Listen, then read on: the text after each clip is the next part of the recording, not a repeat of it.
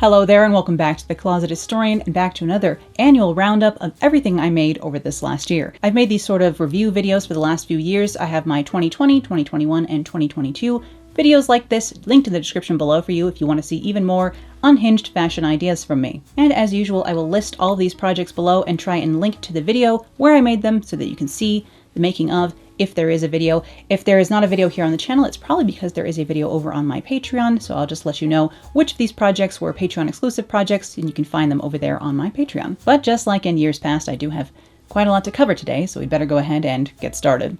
And of course, we begin at the ending of last year when I was still finishing up the last few projects from my Synapse Cyberpunk 2077 themed lookbook, including this little hooded scarf thing. I made this neon and black version to show how I put these together, and I made an all black version as well in a double cotton gauze.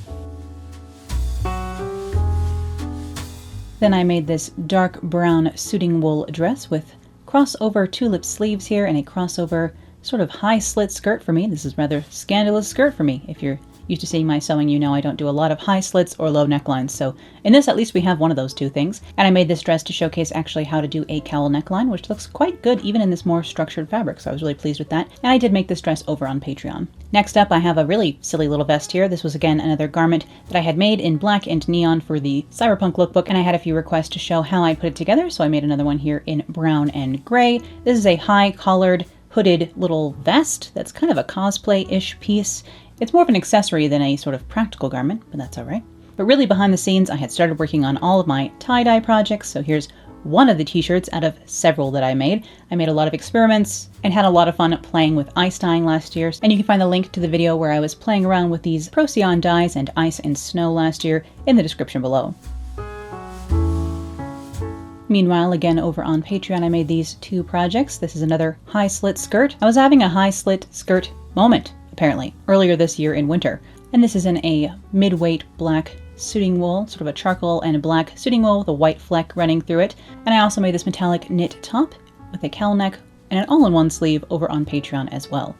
But I made this knit dress here on the channel, just showing how to make a simple bodycon knit dress like this with a mock neck up at the top. And of course, really what's elevating this is the ridiculous fabric, because this fabric is just out of this world, and I wish I could get more of it, but it's out of stock everywhere right now. And this fabric is quite fun as well, and this was another knit dress that I made last year, and it's quite, again, form-fitting and a little bit sexy, so I haven't actually worn it yet because your girl hasn't been on any dates this year, let's face it, or the year before, or the year. You get the idea. I did make this brown metallic top while I was making that dress as well for the video here on the channel.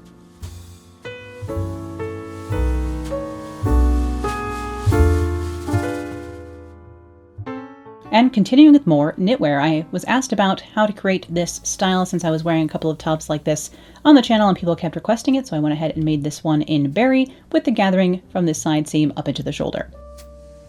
But it was time for yet more tie-dye, and I did some silk scarves this time, some cotton scarves as well, and then of course this knit dress. And I actually have gotten quite a lot of wear out of this sort of jasper toned dress. I wore it for Thanksgiving actually this year, so that was the last time I wore it, quite recently.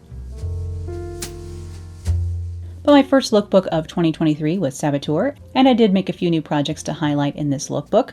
Though really this was actually the first project I made of the whole year. This coat is actually the same pattern as the navy and teal silk coat. This is just the same exact pattern made in different colors, and I did make the original navy and teal coat over on Patreon. And I used the same exact collar style to make this waxed cotton or sort of rubberized cotton jacket with its fold-over collar here. I can fold this collar sort of origami style in the front like this, and then also open just like I had the coat a moment ago, or all the way up to hide my face, depending on what I'm in the mood for. And I did make this jacket here on the channel, so I can put a link to it in a card here, and of course again in the description if you too would like to know how to make this collar that I really can't wait to use again. And this is another repeat garment here. I didn't make a video about this particular jacket, but I do have a video making a very similar jacket because this is the exact same pattern that I used for my Cyberpunk jacket in the gray and black cotton combo last year. I used the same exact pattern again and just used all black and teal fabrics with a lot of teal top stitching, as you can see, and this really fun brocade that the skirt is made out of. I also made this skirt for this little suit here. I used the scraps after making the skirt for portions of this jacket as well, but I do have a video about making the first jacket, so you can see that below. And then I wanted to go ahead and show how to do a cowl neckline on the channel as well, so I put together this very simple little dress. out of a sort of pixelated print gradient polyester jacquard from Mood Fabrics. Not sure if they still have this one available, but it is quite fun and makes me feel a little bit like a composition notebook. But I do mean that in the best way possible. And this black and white cotton sateen dress with the large fold-back collar, same color as we were seeing on some of the other projects that you can find in that blazer video. I did make as an example to show how I made the black and iridescent dress that I wore in Synapse, and I did show how I made this design in a video over on Patreon. And this sateen is just gorgeous. It's from a smaller shop here in Colorado called Alfredi's up in Boulder, which is definitely worth a visit. And I did make a couple more of these off-the-shoulder knit tops that I was making earlier in the year, this time in black velvet, and I think I also made a mauve velvet version as well. But then I went from Saboteur to working on verdigris, and the first project I started on was this brocade suit that I made over on Patreon. This jacket actually does have a double princess seam, so if you look closely, you'll see that there are two princess seams running through either side of the front. This was my first crack at trying to figure out how to make a double princess seam on the front of a jacket. This one fits quite well. I do want to play with the double princess seam some more, so hopefully that'll be coming to the channel within the next year here. And in addition to this jacket, I of course made the matching pencil skirt to go with it so I can wear them as a set. And this is the reverse side of my favorite teal and brown brocade. Even the reverse is pretty, so I made a whole suit just showing the back as the outside. And this dress was another Patreon exclusive project, and again a brown and teal brocade, just a different brown and teal brocade. It was the year of brown and teal brocades for me. Mostly just that one from Mood, but also this one that I picked up on Etsy. I can link this fabric below for you. But this was another design where I was experimenting with a couple of things like the tipped up neckline, and there are actually some interesting style lines that are hidden amongst this brocade. And again, the video for this design can be found over on Patreon. And seeing as these Patreon projects are all kind of clustered right here, I'll just note that I do have an additional pattern drafting and sewing video each month that is available on Patreon. So if you're looking for more sewing from me, you can find an additional video every month over there. And I also took my 1940s trouser pattern and added on some cargo inspired details, and then this wool boucle hooded scarf thing was using the same pattern from earlier, just another one of those. How many hooded scarves does one gal need to make in a year? Evidently at least 3. But one of my most favorite projects of the year, and there are quite a few, and they're probably all jackets, has got to be this leather and cotton jacket that I made, this patchwork leather jacket. I do have a video covering the process for this one. I can put a link to that in the card here, and then of course again in the description. I'm really looking forward to making more jackets in this style. I have a couple of pieces of leather here in the studio waiting to be turned into jackets like this, and I just can't wait to get started on them. And I did finally feel brave enough to tie-dye some cotton sateen fabric to use, and I made this summer dress here on the channel. Again, you can find the link for this one in the description. I really like the style, and I actually have a black cotton moire fabric earmarked in the studio to make another of this same dress in an all-black version. No surprise there. Do I need another black dress? No. Do I want another sleeveless dress to show off my tattoos? Yes. And I did a little bit more geode ice dyeing on white cotton sateen. This is actually just white cotton sateen from Joann's that I dyed all in shades of green for a sort of malachite inspired wrap back top here. Of course, I can't get through the year without making several wrap back tops. And although this project did not end up in a video anywhere, I did just make a quick pencil skirt out of this delicious floral brocade from Mood Fabrics and used the leftover half a yard or so to make a matching scarf so that I can wear the two together. Next up from verdigris, I have the crushed velvet bodycon dress here. Of course, this is just the same asymmetric gathered knit top pattern from earlier in the year. I just extended it, added my stretch skirt pattern onto it at the waist, cut those all in one to make this dress. And I did find this iridescent brown velvet on Etsy, so I can link that fabric for you below. But here's another of my very favorite garments from this last year, the verdigris jacket in this delicious acetate and wool lurex blend brocade from Allen's here in Denver. I of course made the matching pencil skirt, and this jacket with its embellishments and cicadas on the back. I just adore this jacket, and I cannot wait to get to wear it a little bit more now that it's properly cold. And this, of course, is another wrap back top, this time in that same brown and teal brocade that I made the double princess seamed suit out of earlier, and utilizing both the front and the back of the brocade to do this split front top. And then I have the pencil skirt in this side of the brocade. That's right, I have a pencil skirt both in the outside of this brocade and of the inside of this brocade because I loved both sides just that much. And the only thing I love more than a wrap back top is doing each side of it in a different color like this. It's just so fun to combine the two and do a split front, sort of party colored version. And while I made this long brown crushed velvet skirt off camera, it's just my knit skirt pattern extended into a mermaid length, I did make this strange costumey stays evening bodice with veil cape thingy here on the channel, so I can link to that video in the description below. I still need to play around with stays. I really used to like the fit of this particular stays pattern, and it does still fit me. I just don't find it as comfortable as I used to, perhaps. I'm going to have to experiment with new stays patterns in the future. And of course, my most popular video from this last year was making the walkaway dress from scratch using my blocks. So here's Butterwick's walkaway dress. It's famous, it's infamous. I did make my own version this year, and you can find the link to how I did the pattern and made this dress in the description below. This really was a highly requested garment, so it's no surprise really that this video did best of all this year.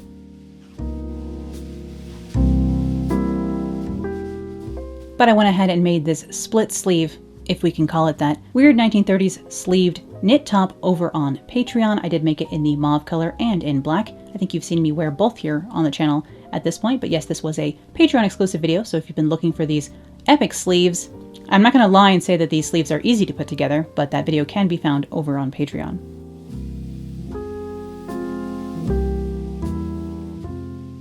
And then it was time to put together 2 custom 3D printed Plastiflex clutches. How lucky am I? I'm still so thrilled about this collab to go ahead and 3D print some tiles. Yes, it's a blast from the past, and I finally have a green Plastiflex clutch in my collection. It just happens to be a brand new one.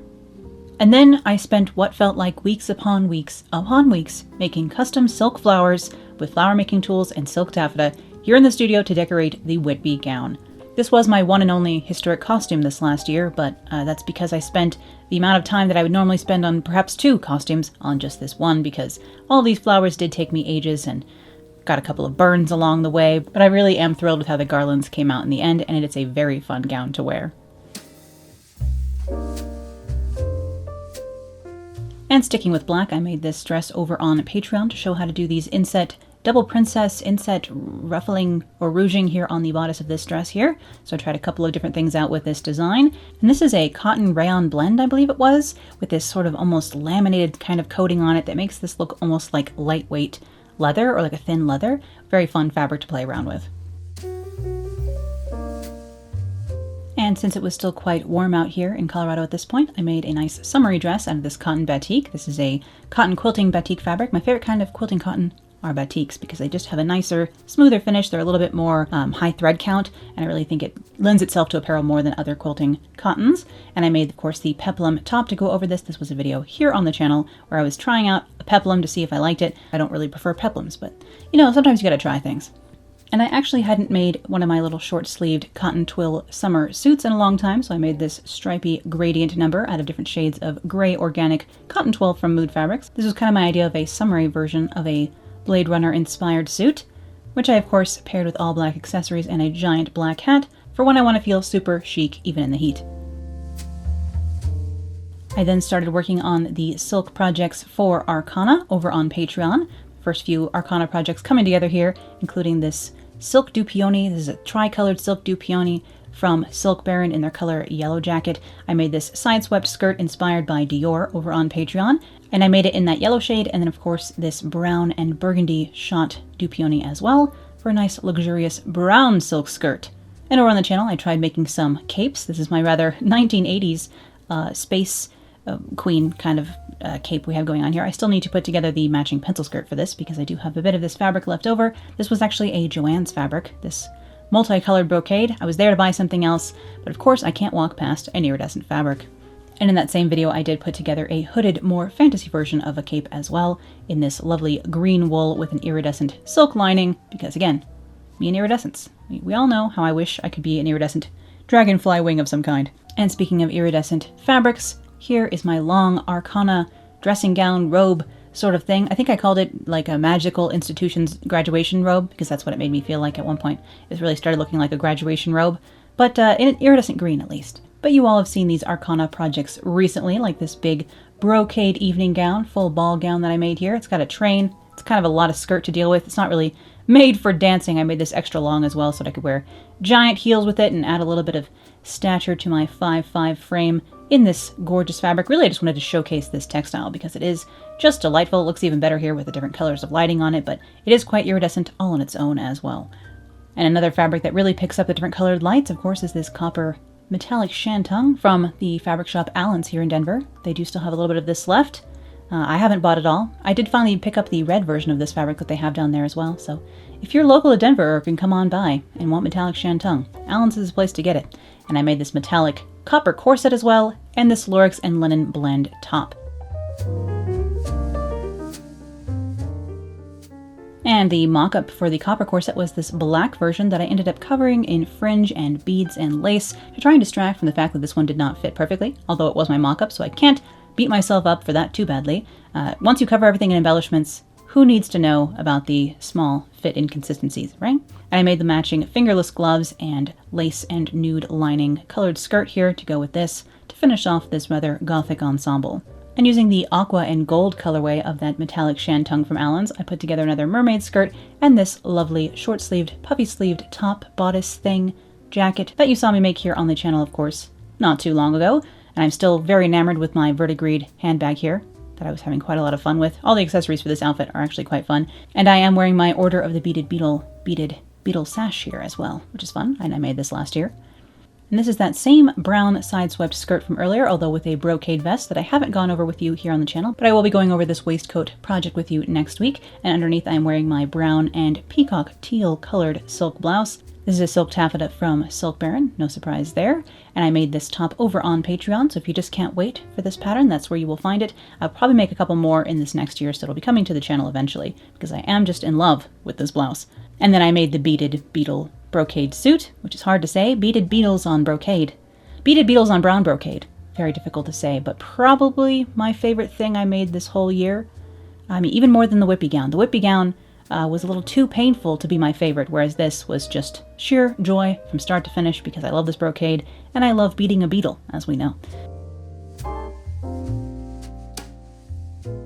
And also for Arcana, I put together this Fortuny-inspired ensemble with this long sort of kimono-sleeved underdress here, and then the over-tabard in this burnout velvet that is actually made of scarves. If you've seen that video, you know what I mean. And this underdress was rather Game of Thrones inspired, which of course the gowns in that show are often actually rather kimono inspired, so it is actually a lot of East meets West going on in this particular design. And my other favorite suit for the year, oh no, this might be tied with the brown one and the verdigris one from earlier. I love a suit, as we know. It's the yellow jacket to match the yellow skirt from earlier there, with lots of cicadas in silk down the back and lots of black beadwork and rhinestones and spiders and stuff. This one has the higher neckline. This is actually inspired by a Terry Mugler blazer design. And I did walk through making the pattern, making the jacket itself, and embellishing this project over on Patreon. So if you just can't wait for this video, it can be found over there. And another project I made recently for Patreon was this dress here, based off of a vintage design, a vintage pattern design, with all this gathering across the bodice here, this overlapped bodice. It is rather fun. I'm really actually quite pleased with how this came out. I was surprised how much I liked wearing this, and I can't wait to make another one, perhaps out of a navy blue wool crepe that I have in my stash here in the studio.